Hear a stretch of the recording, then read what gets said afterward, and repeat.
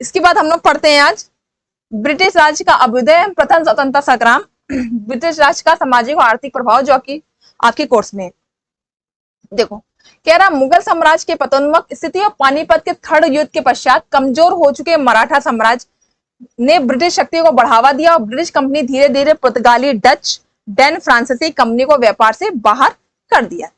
ठीक है, अब देखो कारण क्या है। अब मुगल साम्राज्य की एक केंद्रीय शक्ति के रूप में यहाँ पे काम कर रहा था, दिल्ली में काम कर रहा था, ठीक है, एज एन कैपिटल, और आसपास के एरिया, उनके जो भी एरिया है उनको वो देख रहा था। अब इसका हो गया पतन, ठीक है, और पानीपत थर्ड वॉर के बाद भी मराठा भी हो गए कमजोर। तो एक जो मेन क्षेत्रीय शक्ति है वो कमजोर पड़ गई और सेंट्रलाइज पावर भी क्या हो गई, कमजोर पड़ गई। उसके बाद मुगल साम्राज्य के बाद उत्तर मुगल में कुछ शासक का नाम आप लोग सुनते हैं। मुगल के बाद उत्तर मुगल में जिसमें आप नाम सुनते हैं बहादुर शाह जफर का नाम सुनते हैं, आप सुनते हैं फर्रुखशियर का नाम सुनते हैं, ठीक है, आप नाम सुनते हैं मोहम्मद शाह रंगीले का। ठीक है, इस तरह के शासक जो है उत्तर मुगल में बैठ रहे हैं जिनका कोई अपना भी केंद्रीकृत सत्ता नहीं है, ना ही केंद्रीकृत नियम है, ना ही कोई भू राज्य व्यवस्था है, ना ही कोई प्रशासन के नियम है। तो इस नियम, ये जो उत्तराधिकार है उत्तर मुगल काल के, इनका फायदा उठा के, चूंकि मैंने कहा ना कि मुगल साम्राज्य का पतन हो गया है और एक क्षेत्रीय शक्ति जो कि मराठा थी वो उनका भी पानीपत की थर्ड वॉर के बाद पतन हो गया है कि दोनों शक्तियां, मतलब कोई भी ना ही आप क्षेत्रीय रूप से कोई प्रतिनिधित्व मिल रहा है, ना ही केंद्रीय शक्ति के रूप में भी कोई मुगल साम्राज्य जैसे शासक जैसे औरंगजेब, शाहजहां, जहांगीर, अकबर जैसे व्यक्ति गद्दी पर हैं। गद्दी पर है आपको मिलेंगे जफर, फर्रुखशियर, मोहम्मद शाह रंगीले, इस टाइप के लोग, आलमगीर सेकंड। तो ये लोग जो है सत्ता को बहुत ज्यादा केंद्रीकृत रूप से नहीं कर पाए क्योंकि ये अपने में ही बिजी रहते थे। ठीक है, ये अपने फर्रुखशियर ने 1717 में एक सुनहरा फरमान जारी करके कितनी रियायतें दी ब्रिटिश कंपनियों को। तो धीरे धीरे करके इन्होंने इतनी रियायतें दे दी। स्टार्टिंग में तो ब्रिटिश कंपनी आपके यहाँ व्यापार करने आए, लेकिन जैसे उन्होंने देखा कि यहाँ कोई भी केंद्रीय शक्ति नहीं, कोई व्यवस्था नहीं, कोई प्रशासन नहीं, कोई भू राजस्व व्यवस्था नहीं और हमारे लिए पाने के लिए पूरा भारत है, तो ये उत्तर मुगल काल के जो शासक है इन्होंने स्थितियां, आप देखिए रफीउद्दौला, रफीउद्दर्जात आए, इसी टाइम में आप देखें कि जो सैयद बंधु हैं वो क्या कहते हैं, किंग मेकर की भूमिका में आ गए थे। उत्तर मुगल काल में किंग मेकर की भूमिका में आ गए 3-4 शासकों को, रफीउद्दर्जा, रफीउद्दौला, इनको तो ये जो है सैयद बंधु ने गद्दी में बैठाया और गद्दी से उतारा। तो इस टाइप की स्थिति देख लीजिए, एक ऐसा वर्ग जो राजा को बना रहा है और राजा को हटा रहा है। ये सब ब्रिटिश कंपनियां इस बात को बहुत अच्छे से देख रही थी। ये वो कालखंड था जब ब्रिटिश कंपनी अपना आग खोल के भारत का निरीक्षण कर रही थी। क्या व्यापार के साथ और कोई संभावना है भारत में जिससे कि हम यहाँ पे क्या कर सके, व्यापार के साथ और कुछ सोच सके। तो जब भी क्वेश्चन आता है कि इनिशियल स्टेज में ब्रिटिश कंपनी क्यों आई थी, तो इनिशियल स्टेज में वो व्यापार करने आई थी, लेकिन जब वहां उसने देखा कि कोई भी केंद्रीय शक्ति इतनी ज्यादा जो है पूरी व्यवस्था को नहीं देख पा रही, तो वो व्यवस्था को अपनाने की बात करनी है। व्यवस्था के सर्वोच्च अधिकारी या सर्वोच्च बनने के लिए या भारत को उपनिवेश बनाने के लिए वहीं से उन्होंने सोचना शुरू किया। और आप देखिए वो बीज आपको वहां जहांगीर के टाइम पे रख दी गई थी। जब कौन आया था, हॉकिंस आए थे और उन्होंने सूरत में एक अपनी कोठी बनाने के लिए क्या मांगी थी, परमिशन मांगी थी। तो वो वहां से उन्होंने दिमाग लगाना, टॉमस हॉकिंस के बाद टॉमस रो आए, उन्होंने वहां से दिमाग लगाना शुरू कर दिया था।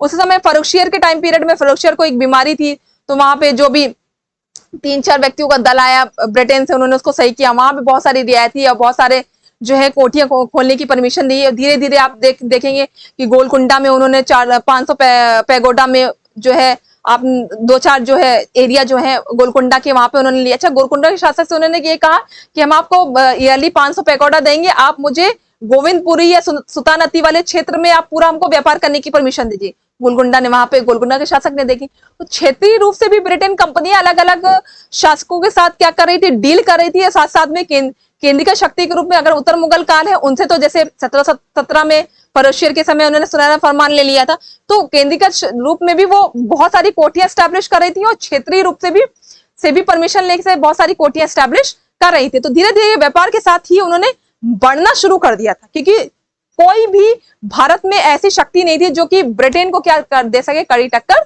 दे सके। तो धीरे धीरे इनका इमर्जेंस शुरू हुआ और जब इन्होंने इतना ज्यादा पावर अर्जित कर लिया और उन्होंने पुर्तगाली, डच और फ्रांसीसियों को भी धीरे धीरे पराजित करिए पूरे भारत में अधिकार करना शुरू कर दिया। चलिए अब धीरे धीरे देखते हैं कि स्टार्टिंग कहां से हुई चीजों की। मतलब भारत में सबसे पहले व्यापार करने आए थे, तो ये व्यापार तुमने कैसे शुरू किया, क्या क्या तुम करना चाहते थे?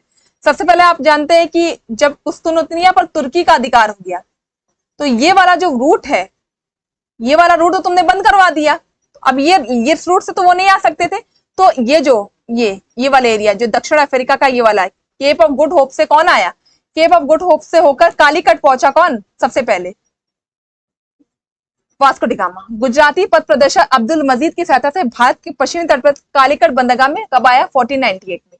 तो अब जब तुर्की का कुस्तुनती में अधिकार हो गया, इस क्षेत्र में क्या व्यापार बंद हो गया, तो एक नए व्यापार मार्ग की खोज करते हुए वास्को डी गामा भारत पहुंचा, वो भी केप ऑफ गुड होप से होके, जो कि दक्षिण अफ्रीका का क्या हो, सबसे निचला हिस्सा है, सबसे दक्षिण का पार्ट है। किसकी सहायता से पहुंचा था? गुजराती पथ प्रदर्शक नाम था अब्दुल मजीद की सहायता से। 1498 में वो गद्दी पर 1498 में क्या हुआ, वो यहाँ पे व्यापार करने के उद्देश्य से आया। अच्छा, उस समय कालीकट में कोई ना कोई शासक रहा था। हाँ, तत्कालीन शासक था वो जमहूरी, जिसने वास्को डी गामा का क्या किया? स्वागत किया। वास्को डी गामा को वहां के जो इस समय जो क्षेत्रीय शासक था कालीकट का, तो वो कौन था? हमारा जमहूरियन था, उसने स्वागत किया। और वास्को डी गामा यहाँ पे आए, इन्होंने व्यापार किया, और व्यापार करके बाद जो भी स्पाइसेस या जो भी वस्त्र यहाँ से लेके गया, उसको कितने गुना दामों में उन्होंने यूरोप में, इतने गुना दामों में यहाँ पे बेचा। तो इससे स्थितियां क्या बनी? हाँ भैया, कोई एक एरिया है जहां से होकर हम व्यापार कर सकते हैं। अच्छा, 1505 में फ्रांसिस्को दी अल्मीडा भारत का प्रथम पुर्तगाली वायसराय बन गया है, क्योंकि इसने एरिया क्लियर कर दिया कि हाँ व्यापार किया जा सकता है। तो सबसे पहले कौन सा आया? प्रथम पुर्तगाली वायसराय आया, जिसका नाम था अल्मीडा, 1505 में। ठीक है, फिर भारत में पुर्तगाली सबसे पहले, ठीक है, आए तो सबसे बाद में 1961 में गए, गोवा की आजादी के बाद। ठीक है, सबसे पहले पुर्तगाली गया, सबसे बाद में यही गए थे। भारत के व्यापार के लिए सर्वप्रथम संयुक्त पूंजी, अब देखो ये तो हमारी बात रही पुर्तगालियों की। ठीक है, तो पहला प्रथम पुर्तगाली वायसराय पूछा जाए तो कौन था? फ्रांसिस्को दी अल्मीडा थी। फिर नीनो दी कुन्नो भी आए, अल्बुकर करके व्यक्ति आया, ये भी वायसराय आए। इन्होंने एक ब्लू वाटर पॉलिसी एस्टैब्लिश करी, अपने आप को कहते थे ये क्या है, अपने आप को सागर का स्वामी कहते थे। पूरा भी आप ये वाला जो व्यापार का जो मैंने एरिया बताया ना, इस पूरे व्यापार पर ये अपना अधिकार क्षेत्र चाहते थे। तो चाहे वो फ्रांसिस अल्मीडा है, उसके बाद अल्बुका का आए हैं, फिर वो नीनो डी कुन्ना आए। ये तीनों जो भी वायसराय आए हैं, ये तीनों का नाम इसमें नहीं दिया गया है, बहुत ज्यादा इंपॉर्टेंट नहीं है, लेकिन मैं आपको बता दूं तो इनकी ब्लू वाटर पॉलिसी भी रही। अल्बुका की ब्लू वाटर पॉलिसी रही है, उन्होंने ब्लू वाटर पॉलिसी के तहत पूरे चाहते थे कि जो इंडिया का जितना भी कोस्टल एरिया है वो पुर्तगाली व्यापार करें। उसके बाद इन्होंने क्या किया कि जो भी पुर्तगाली है उनको भारतीयों के साथ शादी करने के लिए, मतलब मैट्रिमोनियल रिलेशनशिप के लिए भी उन्होंने जो है पॉलिसी अपनाई कि कि हम क्या यहाँ पे बस सके, इसके लिए उन्होंने क्या किया कि वैवाहिक संबंधों की पॉलिसी पुर्तगालियों ने अपनाई थी। खैर वो बहुत ज्यादा सफल नहीं हो पाए, क्योंकि अंग्रेजों ने उनको कड़ी टक्कर दी। भारत से व्यापार करने की एक संयुक्त पूंजी कंपनी डचों ने आरंभ की। एक संयुक्त पूंजी, कुछ मतलब व्यापारियों ने मिलकर एक संयुक्त पूंजी प्रारंभ करी, डचों ने आरंभ की। डचों ने पुर्तगालियों को पराजित कर आधुनिक कोची में फोर्ट विलियम का निर्माण किया। ध्यान रखिएगा, जो कोची हमारा एरिया है वहां पे उन्होंने एक फोर्ट विलियम स्टैब्लिश किया, किसने? डचों ने। ठीक है, फिर क्या है, अब यहां तक तो आ गए पुर्तगाली, पुर्तगाली के बाद आ गए हमारे डच। फिर हमारे 1599 में इंग्लैंड में एक मर्चेंट एडवेंचर नामक दल ने अंग्रेजी ईस्ट इंडिया कंपनी अथवा the governor company of merchant trading into east Indies की स्थापना की। नाम याद रखिएगा। ठीक है, फिर देखिए जहांगीर के शासनकाल में ईस्ट इंडिया कंपनी ने 1611 में मसूलीपट्टनम और मछलीपट्टनम में एक अस्थायी कारखाना स्टैब्लिश किया। जहांगीर के शासनकाल में मैंने आपको बताया था कौन कौन आ चुका था, ये थॉमस रो और हॉकिंस जो है वो दोनों आ चुके थे और उन्होंने काम करना शुरू कर दिया था। इतना समझ में आया आपको? फिर कह रहा 1631 में सूरत में स्थापित कारखाना अंग्रेजों का प्रथम स्थायी कारखाना था। अच्छा, पहले मसूलीपट्टनम में उन्होंने अस्थायी कारखाने की स्थापना की। ठीक है, उसके बाद 1613 में सूरत में पहला उन्होंने स्थायी कारखाना स्टैब्लिश किया। भारत में यूपी व्यापारी कंपनी का आगमन क्रमशः सबसे पहले पुर्तगालियां आए, फिर डच, फिर अंग्रेज, देन और फ्रांसीसी। और एक याद रखिए कि पुर्तगाली सबसे पहले आए और सबसे लास्ट में गए। ठीक है, फिर अब देखिए, अब अंग्रेज थे और फ्रांसीसी थी साथ साथ में। अब देखो ये जो दो बड़ी यूरोपीय कंपनियां थी, इनकी भी संघर्ष होना तो स्वाभाविक है, क्योंकि दोनों ही अपना क्या चाह रही थी, दोनों ही भारत में व्यापार पर एकाधिकार चाह रही थी। अच्छा, इसको लेकर उन्होंने क्या किया, क्षेत्रीय शक्तियों पर जो क्षेत्रीय राजवंश है उनके साथ कोलैबोरेशन शुरू किया। कि जब क्षेत्रीय वंश के साथ कोलैबोरेशन शुरू किया तो एक एरिया मिला उनको कर्नाटक। कर्नाटक में उत्तराधिकार संघर्ष चल रहा था, तो उत्तराधिकार संघर्ष में एक गुट का साथ दे रहे थे अंग्रेज और एक गुट का साथ दे रहे थे फ्रांसीसी। अंग्रेज सोच रहे थे कि जो हम जिसको हम जो सपोर्ट कर रहे हैं वो गद्दी पर बैठे तो कर्नाटक पर ट्रेड हम करेंगे, और फ्रांसीसी सोच रहे थे कि हम जो हमारा व्यक्ति है वो गद्दी पर बैठा जिससे कि कर्नाटक का अधिकार हमारे हाथ में आए। तो कर्नाटक को लेकर वॉर शुरू हुआ। अंग्रेजों और फ्रांसीसियों द्वारा अपने अधिकारी को लेकर, मतलब अपने अपने जो भी सपोर्टर उनको बैठाने को लेकर 3 युद्ध हुए। प्रथम कर्नाटक वॉर हुआ 1746 में, जो कि शुरू किस मुद्दे पर हुआ है? ऑस्ट्रिया के उत्तराधिकार संघर्ष को लेकर। यूरोप में ब्रिटेन और फ्रांस के मध्य संघर्ष शुरू हुआ। ये तो सिर्फ एक नाम था, उनको तो सिर्फ एक हिंट चाहिए, मतलब एक नाम चाहिए कि कैसे वॉर लड़ सके। वॉर्नेट ने ब्रिटिश सेना का नेतृत्व किया, जबकि गवर्नर डुप्ले ने फ्रांसीसी सेना का। ठीक है, कर्नाटक का प्रथम युद्ध सेंट थॉमे के लिए, सेंट थॉमे का युद्ध मेन था, बहुत ज्यादा मतलब जो है इन दोनों के बीच युद्ध हुआ, जिसमें कहीं ना कहीं कोई बहुत ज्यादा रिजल्ट ओरिएंटेड नहीं रहा। फिर एक है पैराडाइज के नेतृत्व में एक छोटी सी फ्रांसीसी सेना ने नवाब की सेना को अडिया नदी के सेंट थॉमे नामक स्थान पर पराजित किया था। ठीक है, और जैसे एक शापेल की संधि हुई, ऑस्ट्रिया के संघर्ष को लेकर यह युद्ध भी समाप्त हो गया। इस युद्ध का कोई विशेष परिणाम नहीं निकल पाया। यही जब विशेष परिणाम नहीं मिलेगा तो दूसरी बार तो लड़ाई होगी ना। तो सेकेंड वॉर हुआ जो कि 1749 में हुआ, नासिर जंग एंड मुजफ्फर जंग के बीच उत्तराधिकार को लेकर। ठीक है, फ्रांसीसी गवर्नर डुप्ले द्वारा मुजफ्फर जंग, जबकि अंग्रेजों द्वारा नासिर जंग और अनवरुद्दीन का सहयोग किया गया। अब देखो, मैंने कहा था ना कि एक गुट को कौन सपोर्ट कर रहा है? फ्रांसीसी। एक गुट को सपोर्ट कौन कर रहा है? अंग्रेज। तो नासिर जंग को कौन सपोर्ट कर रहा है? अंग्रेज कर रहे हैं। और जो मुजफ्फर जंग है इनको कौन कर रहा है? फ्रांसीसी। ठीक है, वेलोर के समीप अंबुर नामक स्थान पर फ्रेंच सेना द्वारा पराजय हुई। कुछ विशेष रिजल्ट नहीं निकला। फिर कर्नाटक का थर्ड वॉर हुआ जो कि 1756 में। फ्रांसीसी गवर्नर काउंट लाली थे, डुप्ले भेज दिए गए थे वापस का आगमन, और बंगाल के नवाब सिराजुद्दौला को पराजित कर बंगाल पर अधिकार किया। परंतु 1760 में सर आयरकुट द्वारा वांडीवाश नामक स्थान पर फ्रांसीसी बुरी तरह पराजित हुए। अब देखो, मेन युद्ध है वो वांडीवाश का युद्ध है, जो कि 1760 में लड़ा गया। इस युद्ध में क्या था? इस वांडीवाश का ही वॉर जो था, इसमें फ्रांसीसी कौन थे? काउंट लाली बुरी तरह पराजित हुआ और अंग्रेजों की क्या हुई? विजय हुई। और 6 अप्रैल 1756 में अलीवर्दी खां की मृत्यु के बाद उसका दामाद सिराजुद्दौला उसका उत्तराधिकारी बना। खैर, बंगाल को लेकर बहुत ज्यादा नहीं पढ़ना है, बस इतना याद रखिए जो कर्नाटक का थर्ड वॉर है वो उसमें वांडीवाश का युद्ध फेमस है, जो कि 1760 में हुआ है। किन के बीच हुआ था? सर आयरकुट द्वारा वांडीवाश नामक स्थान पर। किसको? सर आयरकुट जो थे वो अंग्रेजों का, ये अंग्रेज अधिकारी था। ठीक है, इसने फ्रांसीसी को पराजित किया और कर्नाटक में कहीं ना कहीं किसकी सत्ता स्टैब्लिश हो गई, मतलब किसका अधिकार या किसकी मेन मुद्दा स्टैब्लिश हुआ? तो वो अंग्रेज थी। तो ये थर्ड कर्नाटक वॉर था।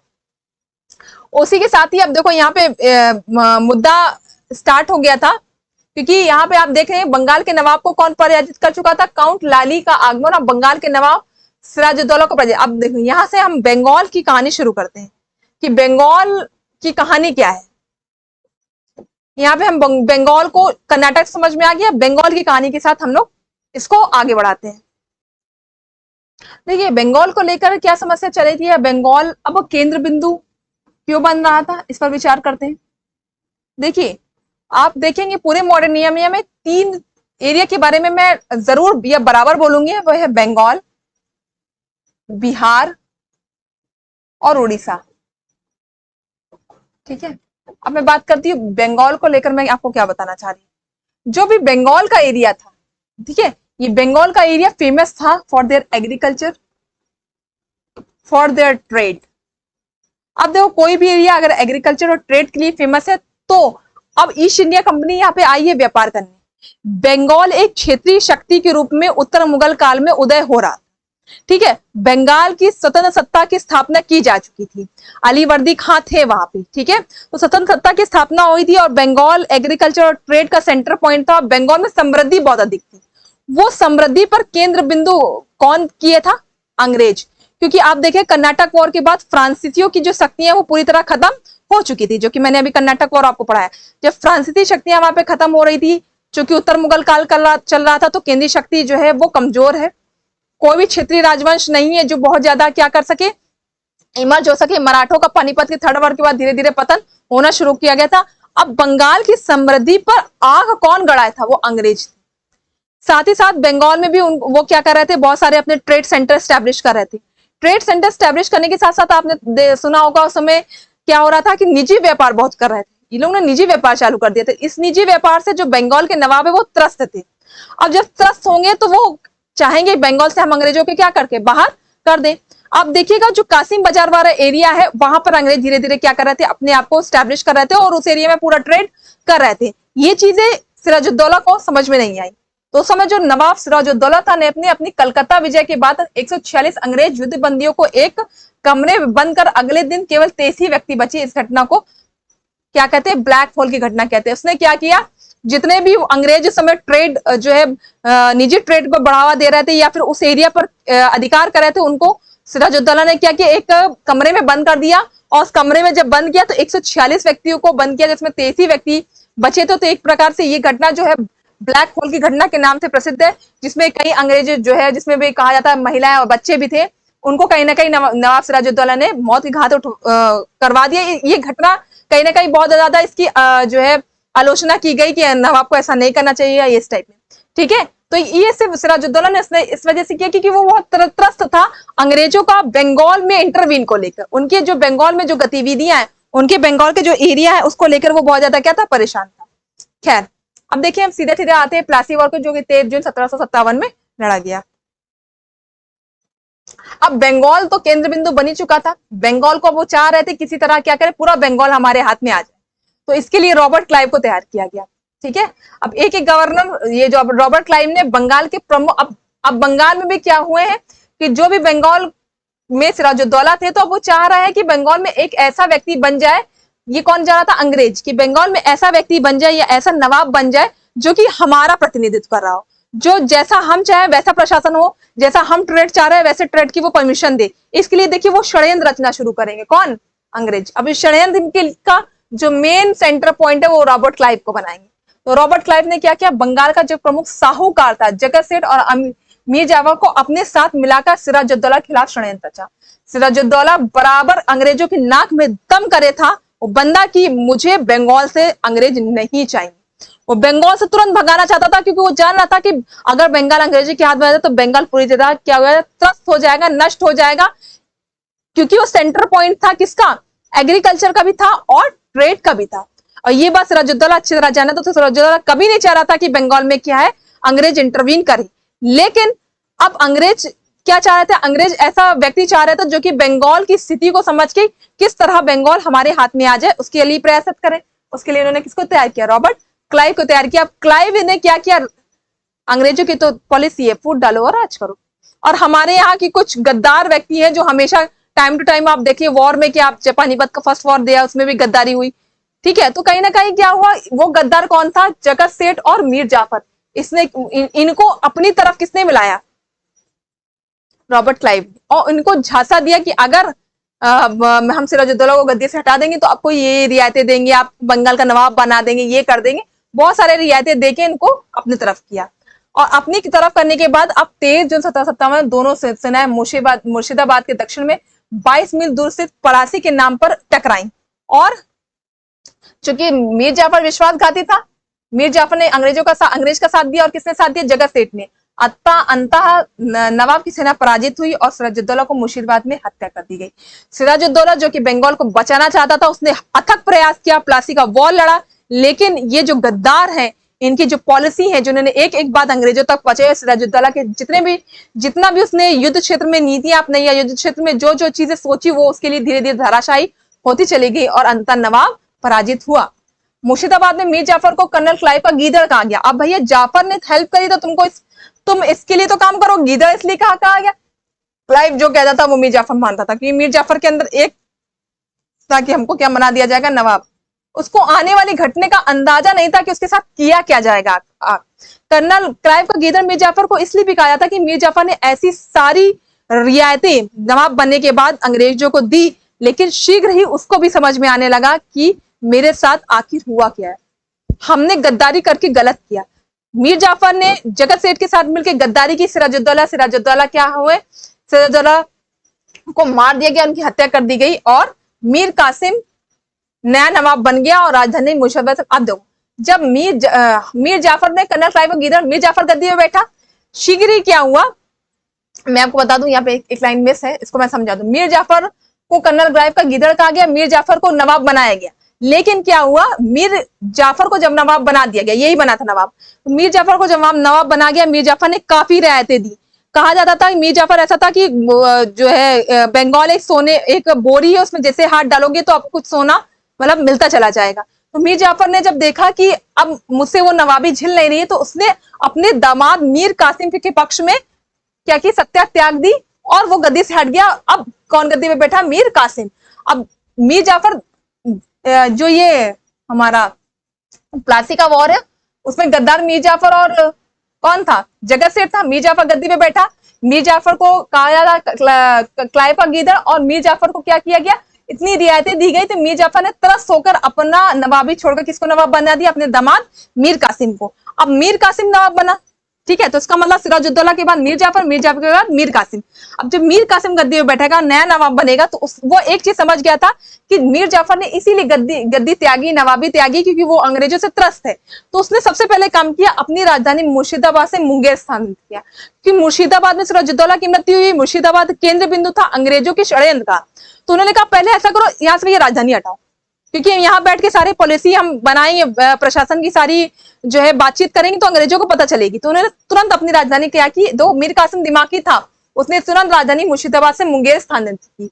अब अंग्रेजों को लगा अरे लो मुर्शिदाबाद से मुंगेर ले जा रहा है, इसका मतलब अब मीर जाफर को भी, मीर कासिम को भी गद्दी से हटाना पड़ेगा। अंग्रेज फिर षड्यंत्र करने लगे और मीर कासिम को गद्दी से हटाने का प्रयास करने लगे। अब मीर कासिम गद्दी से हटाएंगे तो किसको गद्दी में बैठाएंगे, तो फिर ये सोचने लगे कि मीर जाफर को ढूंढो, कहाँ गया वो, उसकी समय तो हमें रियायतें बहुत अधिक मिली थी, ऐसा करते हैं मीर कासिम को गद्दी से हटाते हैं, फिर मीर जाफर को गद्दी में बैठाते हैं। देखो कैसे चल रहा है, सिराजुद्दौला, मीर जाफर परेशान होकर मीर कासिम ने जैसे ही जो एंटी अंग्रेज काम करना शुरू कर दिया और अपनी राजधानी को स्थानांतरित किया, वैसे फिर अंग्रेज क्या किसके विरुद्ध षड्यंत्र रचेंगे, मीर कासिम के विरुद्ध। अब मीर कासिम को हटा के फिर मीर जाफर को गद्दी में बैठाएंगे।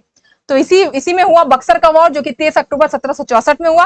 तत्कालीन कारण था दस्तक का दुरुपयोग।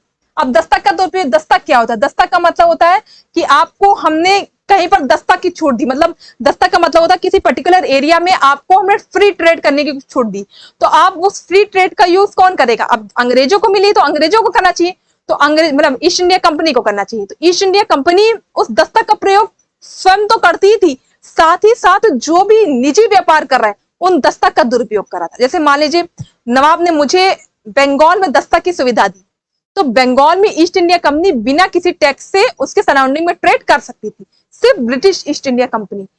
अब क्या होता, ब्रिटिश ईस्ट इंडिया कंपनी तो दस्तक का यूज कर ही रही, साथ साथ में मैं एक अंग्रेज अधिकारी हूं, तो मैं भी क्या करूंगी, अपना जो निजी व्यापार हो रहा है उसमें भी मैं चुंगी नहीं दूंगी, या मैं जो है जो भी इनका टैक्स है वो नहीं दे रही हूँ। इसका मतलब क्या है कि आप ईस्ट इंडिया कंपनी तो दस्तक का यूज कर ही रहा, बाद में निजी व्यापार से जो टैक्स मिलना चाहिए वो भी आप ईस्ट इंडिया कंपनी के साथ मिलके वो भी टैक्स नहीं दे रही। तो बंगाल के पास टैक्सेशन मिल ही नहीं रहा, पूरा उसका व्यापार अंग्रेजों के हाथ में और कुछ मिल ही नहीं रहा है। तो मीर कासिम ने, कौन व्यक्ति, मीर कासिम था ना, मीर कासिम ने दस्तक का दुरुपयोग जब हो रहा था तो उसके विरुद्ध आवाज उठाई और दस्तक के लीग को खत्म करना चाहा।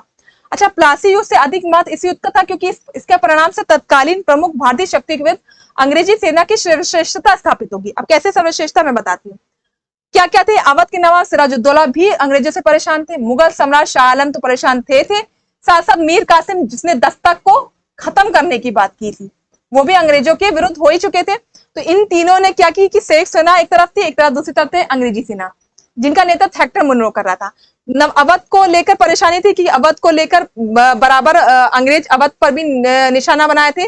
मुगल सम्राट तो परेशान था ही था क्योंकि वो नहीं चाह रहा था कि मेरी शक्तियां जो है, जो भी मेरा मतलब साम्राज्य उसमें अंग्रेज काम करें। तो मुगल सम्राट शाह आलम, अवध का नवाब और मीर कासिम तो परेशान था ही था, क्योंकि वो तभी तो मुर्शिदाबाद से मुंगेर वो अपनी कैपिटल ले गया था, इसीलिए तो उसने दस्तक को के दुरुपयोग को रोकने के लिए दस्तक को खत्म करने की बात की। इन तीनों लोगों ने मिलकर, और साथ साथ दूसरी तरफ कौन थी, अंग्रेजी सेना ने, जिनका नेतृत्व हेक्टर मुनरो कर रहे थे, वॉर हुआ प्लासी का। अंत अंग्रेजों विजय युद्ध में बंगाल, बिहार, उड़ीसा पर कंपनी का संपूर्ण प्रभुत्व स्थापित हो गया। मैंने कहा था ना, बंगाल, बिहार, उड़ीसा पर ऐसे गिद्ध दृष्टि थी अंग्रेजों की, हब ऑफ ट्रेड था, hub of agriculture, hub of trade. और देख लीजिए, जब आप कोई एरिया पर पूरी तरह कैप्चर कर लेते हैं, तो प्लासी का वॉर तो कहीं ना कहीं एक स्टैब्लिशमेंट थी, और बक्सर के वॉर ने पूरी स्टैब्लिशमेंट को क्या दिए, एक आधार दे दिया। अब देखिए, जब अब 3 लोगों से वॉर लड़ा है आपने, अवध के नवाब के साथ, मुगल सम्राट के साथ और मीर कासिम के साथ, तो तीनों के साथ संधि करोगे। तो इलाहाबाद की संधि 1765 में बंगाल, बिहार, उड़ीसा पर कंपनी का पूर्ण प्रभुत्व हो गया, और मुगल बादशाह शाह आलम को सिर्फ 26 लाख का अनुदान दिया गया, और मुगल बादशाह ने नजमुद्दौला को बंगाल का नवाब स्वीकार किया। अब देखो, बंगाल में ना मीर कासिम बैठेंगे ना मीर जाफर बैठेंगे, अब अपने ही वो कठपुतली को गद्दी में बैठाएगा, और बंगाल के पूरे ट्रेड पर क्या करेगा, अधिकार करेगा। तो उसने नजमुद्दौला को गद्दी में बैठाया, और बंगाल का स्वामी कौन बन बैठा, अंग्रेज बन बैठे। फिर कंपनी ने अब किसके साथ, 3 के साथ, अब मीर जाफर को तो उसने हटा ही दिया है, सॉरी मीर कासिम को गद्दी से उसने हटा ही दिया है। अब कौन कौन बचेगा, किसके साथ, वो शाह आलम सेकंड के साथ करेगा, तो शाह आलम द्वितीय के साथ उन्हें 26 लाख रुपए देके उनको किनारे कर दिया। अब अवध के साथ अवध के नवाब से कड़ा और मणिकपुर छीनकर मुगल बादशाह को दे दिया। तो अवध के साथ उसने अपनी जो है दुश्मनी लड़ी, उसके बाद उसने 26 लाख रुपए देके मुगल बादशाह शाह आलम सेकंड को किनारे कर दिया, कोई भी व्यक्ति उसके सामने बचा नहीं। और उसके बाद क्या किया, बंगाल में उसने द्वैध शासन प्रणाली को स्टैब्लिश किया, अर्थात 2 शासक, 1 कंपनी, 1 नवाब।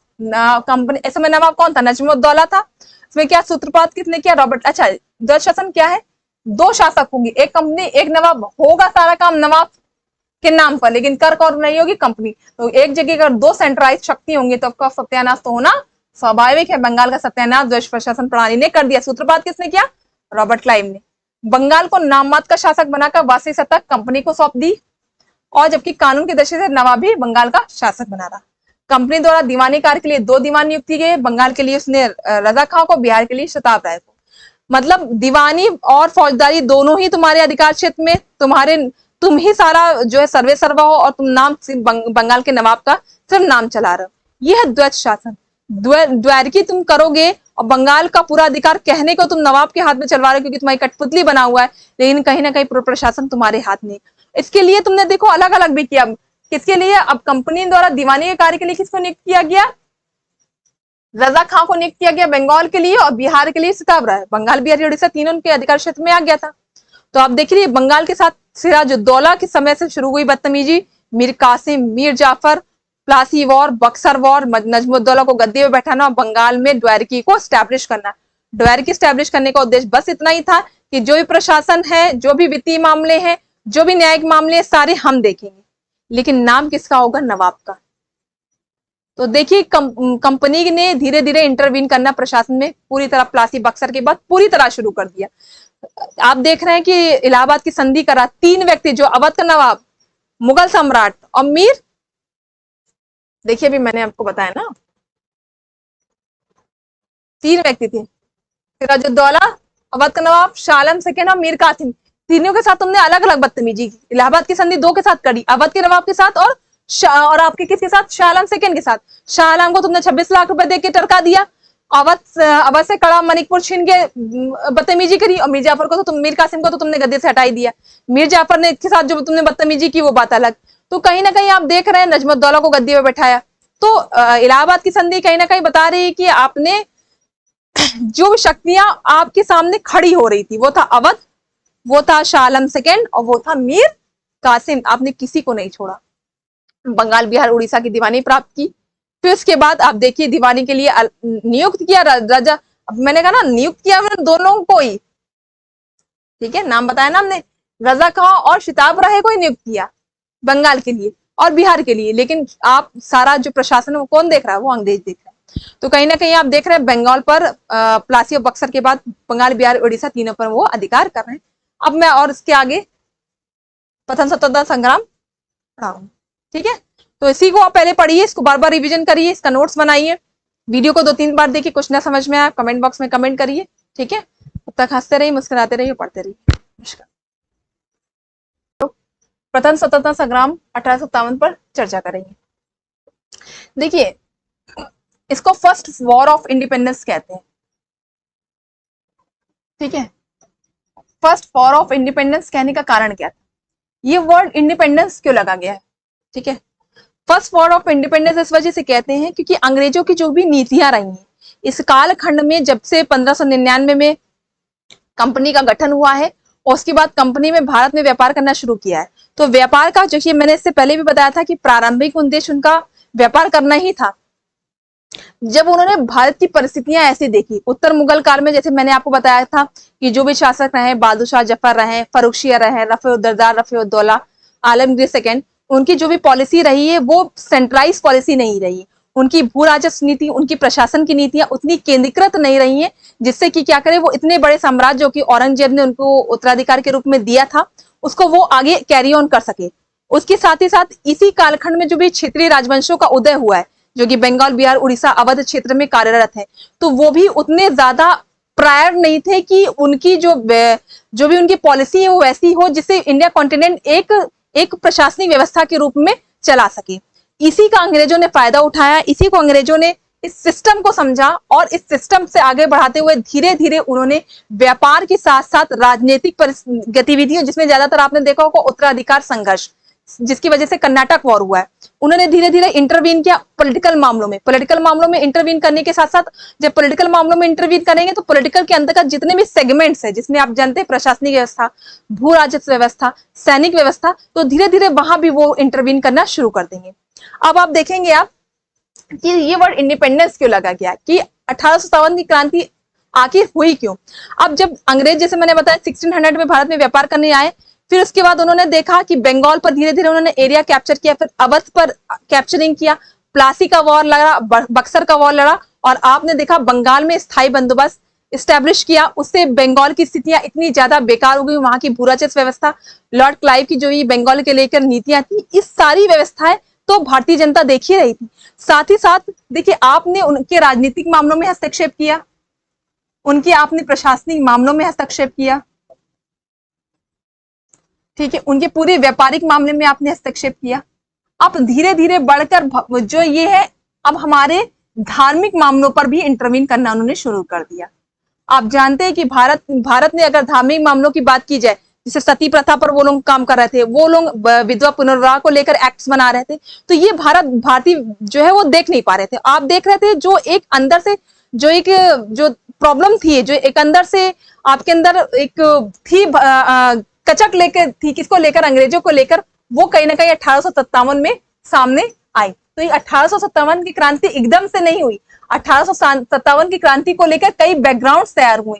वो बैकग्राउंड आप देख रहे थे, राजनीतिक थे, प्रशासनिक थे, और जब एक सैनिक मामलों, एक ऐसा एक मामला हुआ, एक मामला एक प्रकार से क्या विस्फोट का काम किया, वो एक चिंगारी का काम किया, जिससे 1857 की क्रांति हुई थी। वो क्या था, वो तत्कालीन कारण था चर्बी लगी कारतूसों का प्रयोग। सामाजिक, आर्थिक, राजनीतिक मामले तो मैंने बता दिया, जो कि प्रमुख कारण था, तत्कालीन कारण वो चर्बी लगे कारतूसों का प्रयोग था। तो सबसे पहले कौन कौन से मामले आते हैं, पहले राजनीतिक मामले आते हैं। राजनीतिक मामले देखो, वेलेजिली की सहायक संधि, हमारे ही राज्य में ही सहायक संधि कर रहे हैं, इसका प्रयोग भारतीय राज्यों को कंपनी के राजनीतिक प्रभुत्व को लाने में किया गया। सहायक संधि स्वीकार करने वाले राज्य में क्रमशः हैदराबाद, मैसूर, तंजौर और अवध था। इसमें यह था, वेलेजी की सहायक संधि में अगर आप इंटरवीन, मतलब इन्होंने, वेलेजी की सहायक संधि ये थी कि वो भारतीय राज्यों के प्रशासनिक मामलों, जो भी सैनिक मामले, उनको की देखरेख पूरा कंपनी के हाथ में चली गई। डलहौजी की व्यक्तिगत नीति भी एक प्रकार की थी। वो क्या कहते थे, सिद्धांत और हिंदू राजाओं को पुत्र गोद लेने का अधिकार छीन लिया गया था। अब मान लो किसी राजा का पुत्र नहीं है, वो गोद लेकर उसको ही को तो अपना उत्तराधिकार बनाएगा, तो उन्होंने कहा था नहीं, आप गोद नहीं ले सकते, आप दत्तक पुत्र को उत्तराधिकार नहीं बना सकते। एक ये नीति, इसके तहत इन्होंने कौन कौन सा, सतारा, जैतपुर, संबलपुर, बगाड़, इनको हड़प लिया। मतलब हमारे राज्यों को धीरे धीरे हड़पना शुरू किया था। तो ये पॉलिटिकल कारण थे।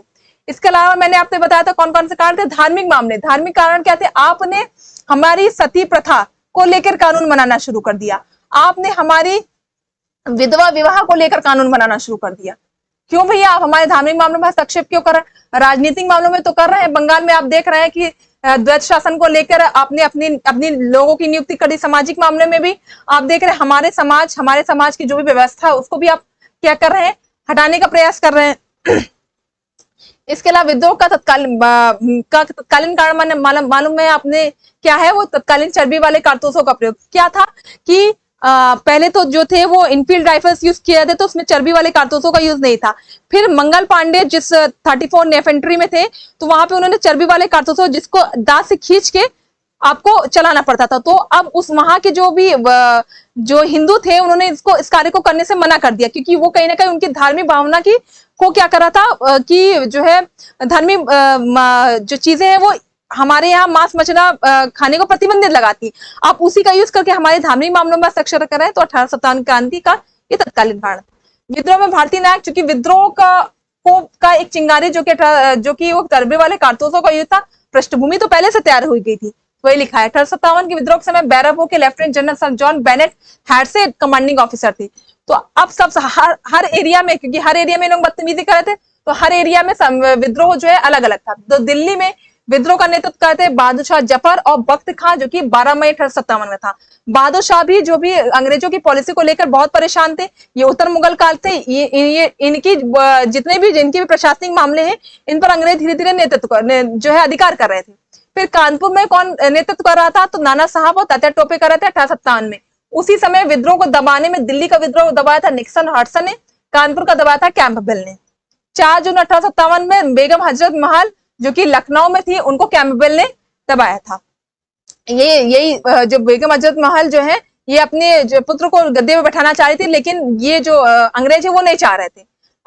जून 1857 में रानी लक्ष्मीबाई और तात्या टोपे ने झांसी और ग्वालियर का नेतृत्व किया, जिसको हीराज ने, वो नहीं कहते हैं कि इस वॉर में लड़ने वाली पहली महिला मर्द थी लक्ष्मीबाई, क्योंकि उन्होंने बहुत ही उससे क्या नाम है, बहुत ही करेजिस के साथ जो है लड़ाई लड़ी और वहां पे अकेले नेतृत्व संभाला उन्होंने झांसी का। फिर 1857 में लियाकत अली कहाँ थे? इलाहाबाद और बनारस में, जो कि कर्नल नील उस समय इनके कंटेम्पररी थे। कुंवर सिंह, बहुत आता है क्वेश्चन, जगदीशपुर बिहार से थे उस समय। वी टेलर और मेजर विंसेंट लायनस को दबाया था। बरेली का नेतृत्व कर रहे थे खान बहादुर खां, फैजाबाद का नेतृत्व कर रहे थे मौलवी अहमदुल्ला और फतेहपुर का नेतृत्व कर रहे थे अजीमुल्ला। और पर्टिकुलर उनके जो कि उस समय उनके कंटेम्पररी थी। इसको जल्दी जल्दी पढ़ने का बहुत उद्देश्य यही है, क्योंकि इसको इसमें थोड़ा सा फैक्ट रटना है आपको, ठीक है। अब इसमें ये मत कहिए मैडम तो जो है खुद ही से पढ़ा ले रही, खुद ही से पढ़ ले रही, तो ऐसा कोई उद्देश्य नहीं, क्योंकि इसमें सिर्फ आपको याद करना है। 1857 उस समय जो है किताबें बहुत लिखी गई उसके लेकर। तो सिपाही मिटनी 1857, ये चट्टोपाध्याय ने लिखी है। 1857 इन इंडिया, एम्बनी ने लिखी है। Civil rebellion in Indian mutiny, ये एसबी चौधरी, ये इंपॉर्टेंट है। फिर the pigeons of the Raj, Eric Stokes ने लिखी 1857, ये इंपॉर्टेंट है। Abul Kalam Azad, history of Indian mutiny, Holmes ने लिखी है। The history of sipahi mutiny, Kaye ने लिखी है। सिटी पॉइंट मालसेन ने लिखी 1857। एसेंसन, ये इंपॉर्टेंट है। ये वाला मत पढ़िए, ये वाला आप मत पढ़िए, ठीक है। ये वाला 1857 देखिए, ये सेन वाला है। First for war Indian independent, Veer Savarkar, ये इंपॉर्टेंट है, ये इंपॉर्टेंट है। The great rebellion, Ashok Mehta, ये इंपॉर्टेंट है। Sipahi mutiny and the revolt, ये इंपॉर्टेंट है। रिवेलियन 1859, ये इंपॉर्टेंट है। जो मैंने इंपॉर्टेंट लगाया सिर्फ इतना ही पढ़ना है, बाकी आप उसको नहीं पढ़ेंगे तो भी चलेगा। ये वाला इंपॉर्टेंट है, सॉरी, ठीक है। बाकी अगर आप नहीं पढ़ेंगे चलेगा। इतना ये भी मत पढ़िए, ये भी मत पढ़िए, ये भी पढ़िए। जो इंपॉर्टेंट है मैंने बता दी, बस उसने उतने याद कर लीजिए, ठीक है। अब 1857 की लेकर क्रांति के बारे में इतिहासकारों का मत ये क्या था? अब देखो भैया, जो अंग्रेज होंगे वो तो कभी नहीं मानेंगे कि हमारे विरुद्ध प्रहार था ये। तो वही देखिए, सर जॉन लॉरेंस और सिरे का ये कह रहा है ईसाई धर्म के विरुद्ध एक धर्म युद्ध था। डॉक्टर ईश्वरी प्रसाद, ये सभ्यता बर्बरता का संघर्ष है। मिस्टर के 1857 विद्रोह संग्राम नहीं था। रामविलास शर्मा, तत्कालीन काल चर्बी कारतूसों को इजराइल ने भारत का स्वतंत्रता संग्राम कहा। तो इस टाइप की चीजें भी लिखी गई हैं, ठीक है। और इसके साथ साथ याद रखिए, वही मंगल पांडे ने नेतृत्व किया था, वही मैंने बताता था। 34 भी इन्फेंट्री के सिपाही थे, ने बैरकपुर में विद्रोह किया था। कैनिंग के कारोबार में जनरल सर्विस एनलिस्टमेंट एक्ट का निर्माण किया गया, जिस द्वारा भारतीय सैनिकों को समुद्र पार जाना अनिवार्य कर दिया गया। ये भी एक कारण था, एक तो कारतूसों का यूज करवा रहे हो, एक बार समुद्र पार करना अनिवार्य कर दो। हमारे यहाँ समुद्र पार करना जो है वैदिक परंपरा में निषिद्ध था, वो भी तुम एंटी जो है रिलीजियस काम करवा रहे हो। विद्रोह का सर्वप्रथम काल विद्रोह शुरू हुआ था मेरठ में, जो आईएनए की बटालियन है उन्होंने शुरू किया था, ठीक है। तो ये रहा 1857 की क्रांति। इसके बाद है ब्रिटिश राज का सामाजिक आर्थिक प्रभाव, जो कि हम लोग नेक्स्ट वीडियो में चर्चा करेंगे। 1857 की क्रांति में आपको बस इतना याद रखना है कौन कौन सी एरिया है, कहाँ कौन कौन नेतृत्व कर रहा है, और साथ साथ में याद रखना है बुक्स के नाम। यही इंपॉर्टेंट है, यही पेपर में आता है। होप सो आपको ये वीडियो पसंद आया होगा। अच्छे से पढ़िए, रिवीजन करिए, नोट्स बनाइए। जो समझ में ना आए कमेंट बॉक्स में कमेंट करिए, जिससे मुझे आने वाली चीजें आपको पता चल जाए कि क्या आपको नहीं समझ में आ रहा, जिससे कि मतलब उसको फिर हम लोग जो भी डाउट सेशन है उसमें हम लोग इस चीजों को क्लियर करेंगे। साथ ही साथ अभी जैसे ही मॉडर्न इंडिया खत्म होती है, हम लोग एक क्वेश्चन आंसर की सीरीज लेके आएंगे, जिससे कि आपकी क्वेश्चन आंसर की प्रैक्टिस होगी। इसलिए अभी से आप अपना प्रैक्टिस करते रहिए, पढ़ते रहिए, हंसते रहिए, मुस्कुराते रहिए और पढ़ते रहिए। नमस्कार।